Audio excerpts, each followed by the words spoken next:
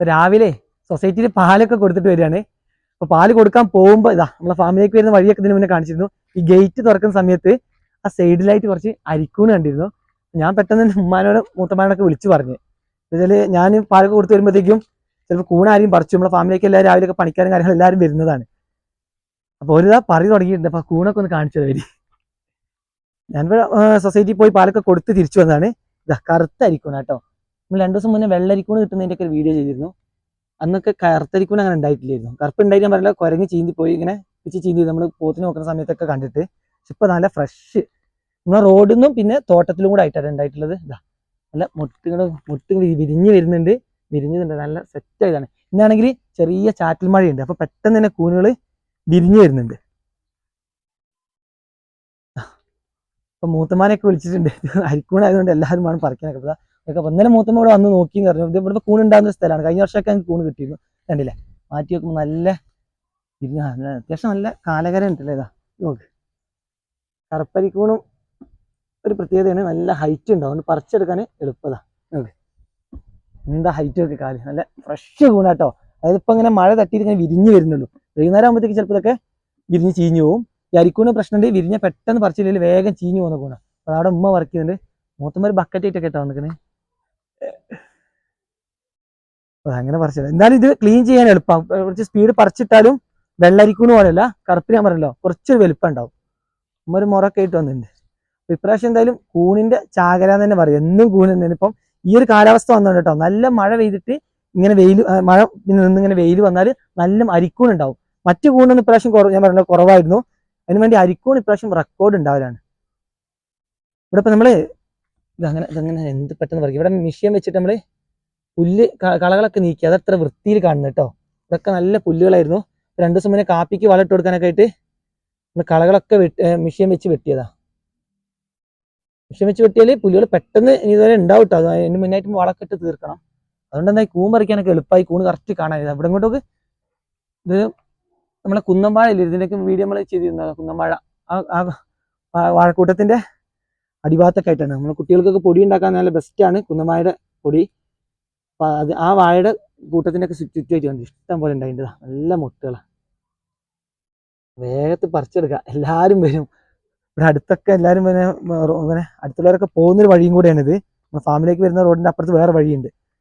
അതുകൊണ്ട് എല്ലാവരും വന്നാൽ എല്ലാവർക്കും പറിക്കാൻ കൊടുക്കണ്ടേ. വേഗം എന്ത് ചെയ്യുക, പറിച്ച് തീർക്കട്ടെ. ഞാനിതാ ഒരു വാഴേൻ്റെ ഉണക്കപ്പട്ട എടുത്തിട്ടുണ്ട് കേട്ടോ. മുറത്തിലും ബക്കറ്റിലൊക്കെ ഒരു പറിച്ചിടായതുകൊണ്ട് ഓരോ കൂട്ടങ്ങൾ ഓരോരുത്തരാണ് ഓരോ സ്ഥലത്ത് പോയി പറിക്കല്ലേ.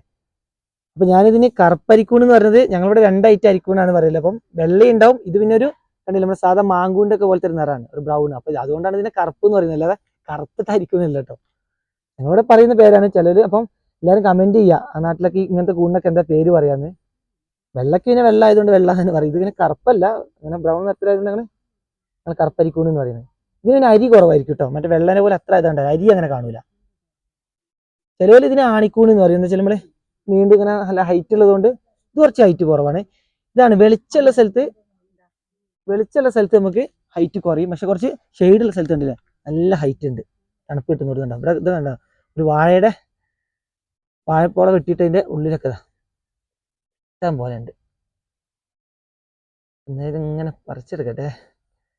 മഴ നിന്നിട്ട്, മഴ നല്ല ഇങ്ങനെ ചാറിയൊരു മഴയായിരുന്നു. അപ്പം ഇന്ന് മുഴുവൻ മഴ ആയിരിക്കുന്നു വിചാരിച്ച്, പക്ഷെ നിന്നിട്ടുണ്ട്. ആ മഴ പെയ്തോണ്ടാട്ടോ ഇത് കറക്റ്റിൽ ഇങ്ങോട്ട് പൊന്തി വന്നത്. ഒരേപോലെ വെയിലാണെങ്കിലും പ്രശ്നമാണ്. ഞാൻ പറഞ്ഞാൽ അരിക്കൂണൊക്കെ ഉണ്ടാകുമ്പോൾ വെയിലും മഴയും വേണം. വെയിൽ മാത്രമായാലും പൊന്തില്ല, മഴ കൂടിപ്പോയാലും ചീഞ്ഞും പോകും. അതവിടെ ഒക്കെ ഉണ്ട്. അത് സെറ്റായി നിൽക്കുന്നത് നല്ല കൂണല്ല വേന്തലും.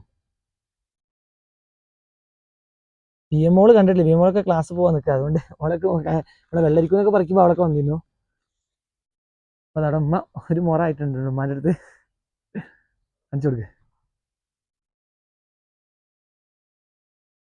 ഇനി ഇതാ ഇങ്ങോട്ടൊക്കെ ഉണ്ട് കേട്ടോ കൂണ്. നമ്മൾ തോട്ടത്തിൻ്റെ ഉൾഭാഗത്തോട്ട് വന്നിട്ടില്ല, ഞങ്ങളിപ്പോൾ കണ്ടത് മാത്രം പറിച്ചതാ. ഇങ്ങോട്ടൊക്കെ നല്ല കൂണുകളുണ്ട്.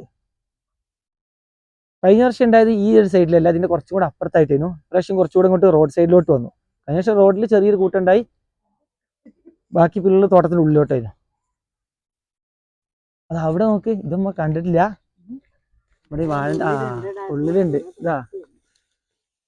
ഇതുണ്ടോ നല്ല ഒളിച്ചിരിക്കുക. നോക്കണം. ഉമ്മക്ക് ബാലൻസിന്റെ പ്രശ്നമുണ്ട്. അപ്പൊ ഇങ്ങനെ ഇരുന്ന് ഇത് ഇങ്ങനെ കുറച്ച് ക്ഷമയോടെ പറിക്കണം.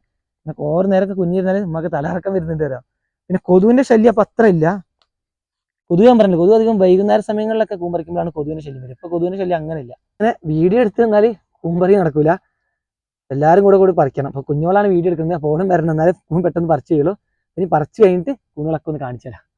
അപ്പൊ കൂണ് പറിച്ച് നമ്മളെ തോട്ടത്തിലെ വലിയ പുളിമരത്തിന്റെ അടുത്ത് വരെ എത്തിയിട്ടുണ്ട്.